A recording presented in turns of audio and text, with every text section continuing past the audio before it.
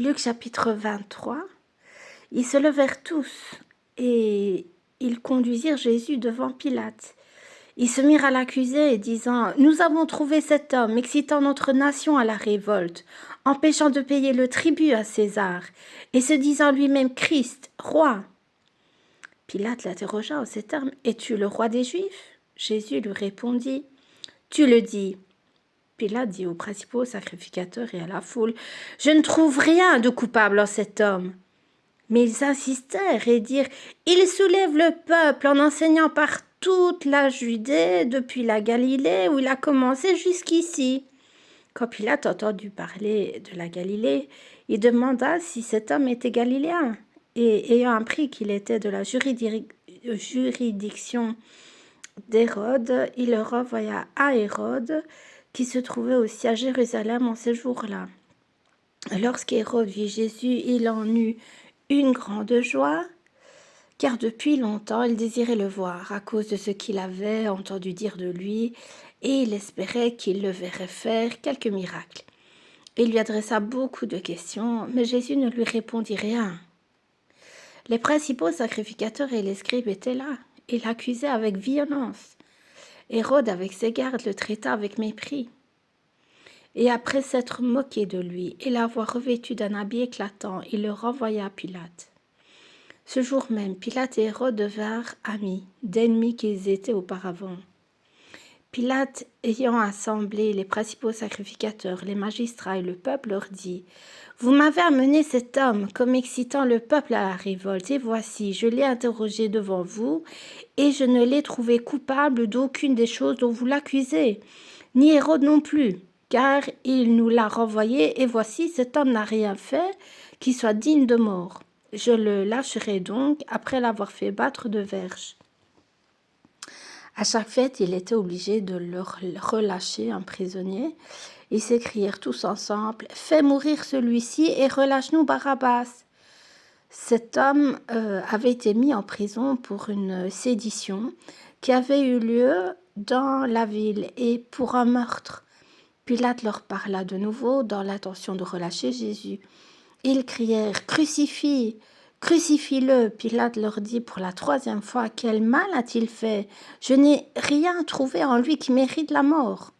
Je le relâcherai donc après l'avoir fait battre de verges. » Mais ils insistèrent à grands cris, demandant qu'il fût crucifié, et leurs cris l'emportèrent. Pilate prononça que ce qu'ils demandaient serait fait. Il relâcha celui qui avait été mis en prison pour sédition et pour meurtre, et qu'il réclamait, et il livra Jésus à leur volonté.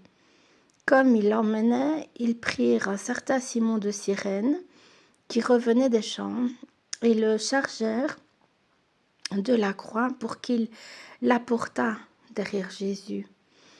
Il était suivi d'une grande multitude de peuples et de femmes qui se frappaient la poitrine et se lamentaient sur lui. Jésus se tourna vers elles et dit « Filles de Jérusalem, ne pleurez pas sur moi, mais pleurez sur vous et sur vos enfants. Car voici des jours viendront, l'on dira « Heureuses les stériles, heureuses les entrailles qui n'ont point enfanté et les mamelles qui n'ont point allaité. » Alors ils se mettront à dire aux montagnes « Tombez sur nous » et aux collines « Couvrez-nous » car si l'on fait ces choses au bois vert, qu'arrivera-t-il au bois sec ? On conduisait en même temps 2 malfaiteurs qui devaient être mis à mort avec Jésus. Lorsqu'ils furent arrivés au lieu appelé Crâne, ils le crucifièrent là, ainsi que les 2 malfaiteurs, l'un à droite, l'autre à gauche. Jésus dit « Père, pardonne-leur, car ils ne savent ce qu'ils font. » Ils se partagèrent ses vêtements en tirant au sort. Le peuple se tenait là et regardait.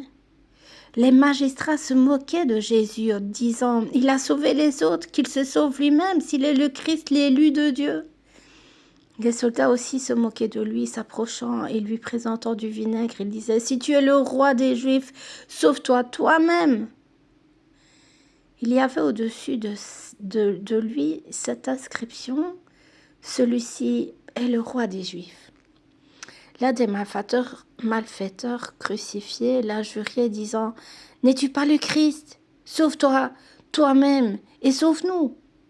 Mais l'autre le reprenait et disait: Ne crains-tu pas Dieu, toi qui subis la même condamnation? Pour nous, c'est juste, car nous recevons ce qu'ont mérité nos crimes, mais celui-ci n'a rien fait de mal. Et il dit à Jésus: Seigneur, souviens-toi de moi quand tu seras entré dans ton règne. Jésus lui répondit: Je te le dis en vérité, aujourd'hui tu seras avec moi dans le paradis. Il était déjà environ la 6e heure, il y eut des ténèbres sur toute la terre jusqu'à la 9e heure. Le soleil s'obscurcit et le voile du temple se déchira par le milieu. Jésus s'écria d'une voix forte: Père, je remets mon esprit entre tes mains. Et en disant ces paroles, il expira. Le centenier, voyant ce qui était arrivé, glorifia Dieu et dit: Certainement cet homme était juste. Et tous ceux qui assistaient en foule à ce spectacle, après avoir vu ce qui était arrivé, s'en retournèrent, se frappant la poitrine. Tous ceux de la connaissance de Jésus et les femmes qui l'avaient accompagné depuis la Galilée se tenaient dans l'éloignement et regardaient ce qui se passait. Il y avait un conseiller nommé Joseph, homme bon et juste, qui n'avait point participé à la décision et aux actes des autres. Il était d'Arimathée, ville des Juifs, et il attendait le royaume de Dieu. Cet homme se rendit vers Pilate et demanda le corps de Jésus.